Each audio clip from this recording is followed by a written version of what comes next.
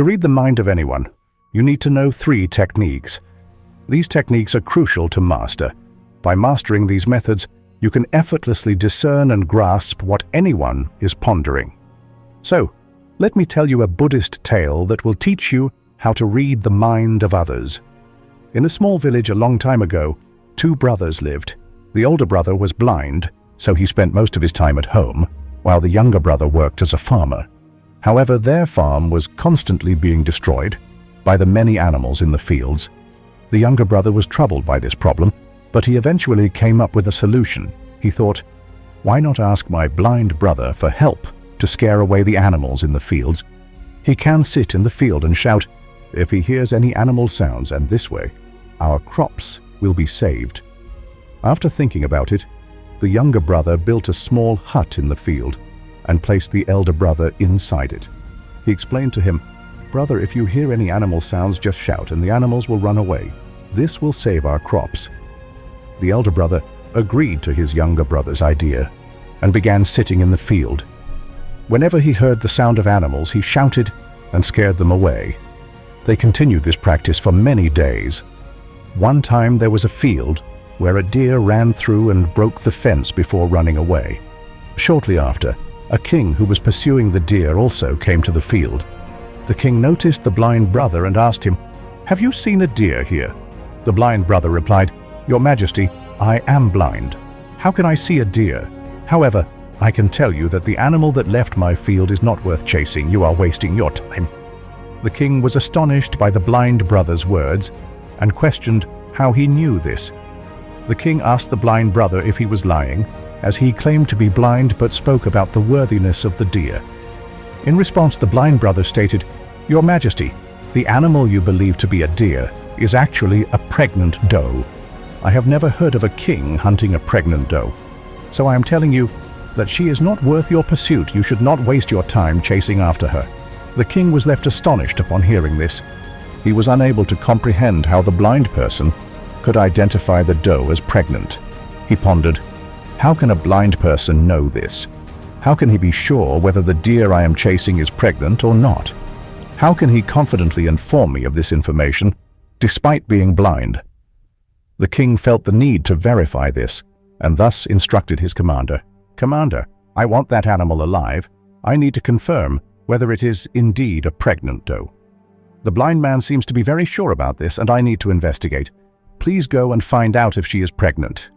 The king's orders were received by the commander, who proceeded. When he came back, he told the king that the blind brother was correct and that the doe was pregnant. The king was filled with wonder and couldn't figure out how the blind person had known about the doe's pregnancy. The king had many questions in his mind and decided to ask the blind man to get to the bottom of this. Look, I may not know whether you are truly blind or not, but I have come to ask you one thing. Will you give me the correct answer to my question? In response, the blind brother said, Your Majesty, you can ask me anything you want and I will answer you truthfully. The king said, You are a wise man and you seem to have a keen understanding of many things. Today, I have called you to find out whether my wife is faithful to me or not. The blind brother responded, Your Majesty, what kind of question is this? Your marriage has lasted for many years, and now you want to know such things. Why are these questions arising in your mind? However, the king insisted, saying, You must answer this question. If you do not provide me with an answer, I will punish you with the death penalty. Hearing the king's threat, the blind brother said, Your Majesty, if you want the answer to this question, you will have to do me a favor. The king asked, Tell me, what do I need to do? The blind brother responded, For that, you will have to leave your wife alone with me in a room. The king was initially angry upon hearing it, but he eventually agreed to the request and ordered his commander to leave the blind brother and the queen alone in a room. At that moment, the blind brother expressed his desire to touch the queen. Upon hearing this, the queen became furious and started beating the blind brother with her hands, feet, and all her might. Afterwards, the blind man somehow managed to escape and went to the king. Then the blind brother told the king, Your Majesty, your wife is unfaithful. The king, enraged, drew his sword and went to the queen. Then the king asked a question. warning her that any falsehood would lead to her execution. He asked if she was faithful or not, to which the queen replied, "Your Majesty, you may as well kill me, but I am not faithful." The king is overjoyed because everything the blind brother has said is true. Upon hearing this, the king immediately went to the blind brother and asked, "How did you know that my wife is not faithful?" The blind man replied, "Your Majesty, it's quite simple. I told your wife that I wanted to touch her, and she became so enraged that she started beating me. When I told her that I wanted to touch her, she could have refused, but instead she began to beat me, and in the process she touched my entire body. Now you tell me," he continued, "how can such a woman be faithful?" The king said, "You are quite wise. All right then, let's proceed." He added, "Answer one more question correctly, and I will let you go from here." The king then asked, "Tell me, am I truly my father's son or someone else's?" To this the blind brother responded, "Your Majesty, why do you bother with this question? No matter who your parents are, you are the king of this state. So, let this question go." But the king insisted, No, I want the exact answer to this question. Otherwise, this question will always bother me. So I want to know the truth." The blind brother responded, "Your Majesty, I can tell you right now whose child you are, but before that I want you to promise that you won't get angry with me." The king said, "I promise. I won't get angry with you." Then the blind brother said to the king, "You are indeed your father's son, but you are also under the shadow of a miserly merchant." Upon hearing this, the king rushed to his mother. He asked her, "Mother, please tell me the truth. Am I truly my father's son or someone else's? If you don't tell me the truth, I will give up my life right here." To this, the king's mother said, "Son, you are indeed your father's child, but you are also under the shadow of a miserly merchant." Upon hearing this, the king is delighted and immediately returns to the blind brother. He asked, "How did you know that the shadow of a miserly merchant was on me?" The blind man replied, "Your Majesty, you asked me many questions, and I gave you the correct answers to all of them. If you were any other king, I would have received many rewards by now, but you haven't given me a single penny so far." It was from this that I estimated that you are very stingy. The king bursts into laughter, and whatever you ask for, I will give it to you. But tell me, how do you know what is right and what is wrong? How can you provide such accurate and precise answers to this? The blind brother said, "Your Majesty, I am blind by nature. If I had ease, I could easily understand anyone's thoughts. The mind has its language, and this language can be seen in the actions of a person's body." By observing a person's eyes, lips, the way they work, and their activities, one can understand what is going on in their mind. Based on this, we can know the thoughts of anyone. But I am blind, so I perceive through actions. If I want to know something, I have to assign a task to the next person to see how that person works and how he does the task. And based on that, I can understand what is going on in his mind. Feather King asked, "So does that mean I can also know someone's thoughts?" To this, the blind brother said, "Certainly, you too can understand anyone's thoughts, but before that, you need to work on yourself, and that work is to calm your mind and bring your mind into the present. For that today I am going to tell you 3 ways, and these 3 ways are very easy and simple. But Your Majesty, before that, you have to do one thing. Focus your mind. When we focus our mind and merge our mind into the present, we can understand the thoughts of others because that person is thinking in the present. And we also have to bring our minds into the present. Only then can we understand their thoughts. If we are thinking about past events, how will we know what the next person is thinking in the present? Because we are immersed in past events. To know anyone's thoughts, first and foremost, we need to focus our minds and bring them into the present. After that, the blind brother told the king, Your Majesty, I will tell you the 3 ways by which you can easily understand anyone's thoughts." Then the blind man says to the king, "O king, the first method is to pay attention to the eyes. The most important thing when we talk to someone is to look them in the eyes, because eyes don't speak, but they say a lot. If we learn to understand the signals in a person's eyes, we can know what is going on in their mind, what they are thinking, and what they are about to do. I don't have eyes myself, but I learned this skill from the revered Gautam Buddha many years ago. He was my teacher and guide. I used to have eyes back then, and I could understand people's thoughts solely through their eyes. So, if you also want to know the thoughts of others, you should focus on their eyes, such as their gaze, where they are looking, and in what direction.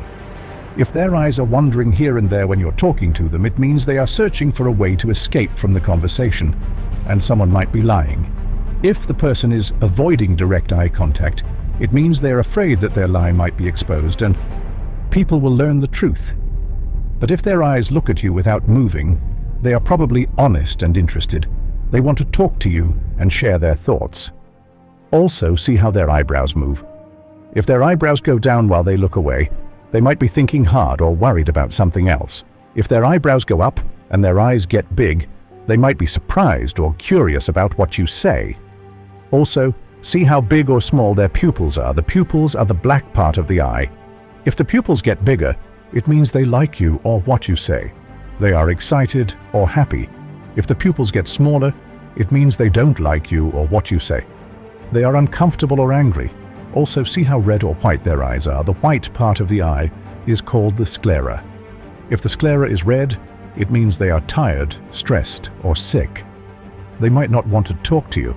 I remember a time when I met a tired person who was traveling. When we talked, his eyes looked around a lot, never looking at me. This showed that he was worried and wanted to go away fast. I thought he might be hiding something. He did not want to talk to me. Then I asked him more questions. I found out he had a secret plan. Similarly, other facial expressions can help us easily understand a person's thoughts. Sometimes, a person exhibits different behaviors through their face. If you pay attention to a person's facial expressions, you can easily understand if the person is disappointed, very sad, or extremely happy. You can also figure out what they are feeling inside, and all these things can be determined through their facial expressions. Your Majesty, the face is like a picture that shows what people are feeling inside, even if they don't say anything. If you want to understand people better, you have to pay attention to these silent signs. When you see someone whose mouth turns down at the sides, making a small, sad face, it usually means they are unhappy, not pleased, or have lost something.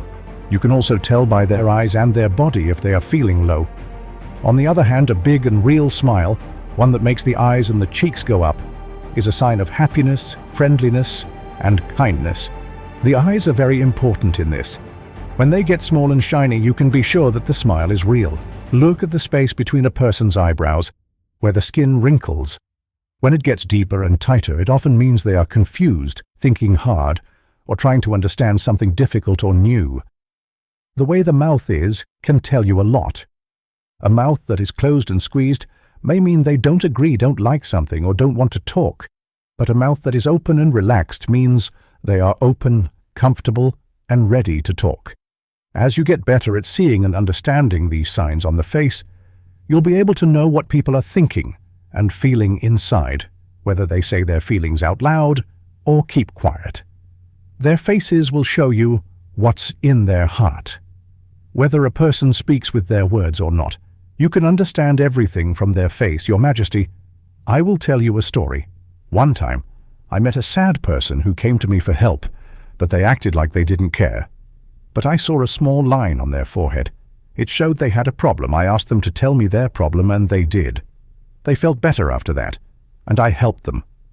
A real smile makes the eyes happy too. It means they are glad and kind. A frown makes the eyebrows go down. It means they are worried or confused. The eyebrows go up when they are surprised or curious. You can tell how they feel by looking at their face. Continuing, the blind brother told the king about the third method, saying, Your Majesty, there is a third language too, which is the language of gestures and body language. To understand a person's thoughts, we need to understand hand gestures and body language. When a person speaks, you may have noticed that they keep moving their hands and making gestures. In addition to words, their body language plays a significant role in conveying what a person is thinking. Your Majesty, the body and the hands can say a lot of things without words. It is like a secret way of talking, where you can see what people want and feel by the small things they do. Think about when someone taps their fingers fast while they are talking to you. When fingers make a quick sound on something, it may mean they are bored, in a hurry, or want to end the talk soon.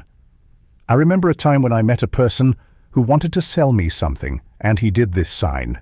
I knew he was nervous, so I made him give me a better price. And he was surprised also. When someone crosses their arms, they might not like you or what you say. They are hiding their thoughts from you. This way of holding their arms is like a wall, keeping their thoughts and feelings safe from others. By seeing this sign, you can be nice and careful when you talk to them and make them feel more comfortable and open. When someone leans forward, they might be interested in you or what you say. They are listening to you carefully. This means they are interested and want to hear more. This way of moving their body shows they want to listen, learn, and understand what you are saying. I once met a smart teacher who did this. He was very calm, but he leaned in with interest, showing he wanted to know more about the topic. Sometimes people who touch their faces a lot when they talk to you can help you know what they are thinking. It often means they are worried, thinking hard, or having a big idea. These small touches show you what is going on in their mind and heart. To be good at understanding others by their body and hands, you have to be patient, watch carefully, and appreciate the things they don't say.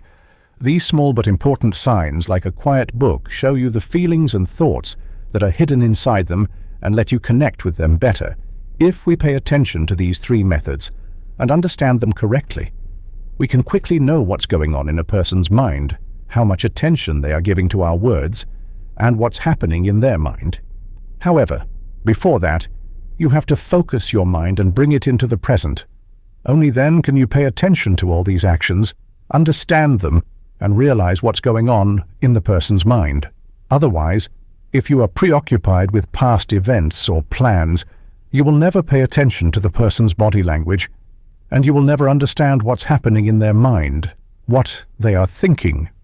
You may have seen many great saints and enlightened beings who look at you with great calm and can tell you what's going on in your mind and what you have come to learn from them. The biggest reason for this is that they can read you and understand you because their mind is focused and peaceful, and that's why they can easily understand your thoughts. As we come to the end of this Zen journey, Inspira Zen team would like to express our deepest gratitude for your incredible support on this journey. Inspira Zen, because knowledge has the power to elevate your life.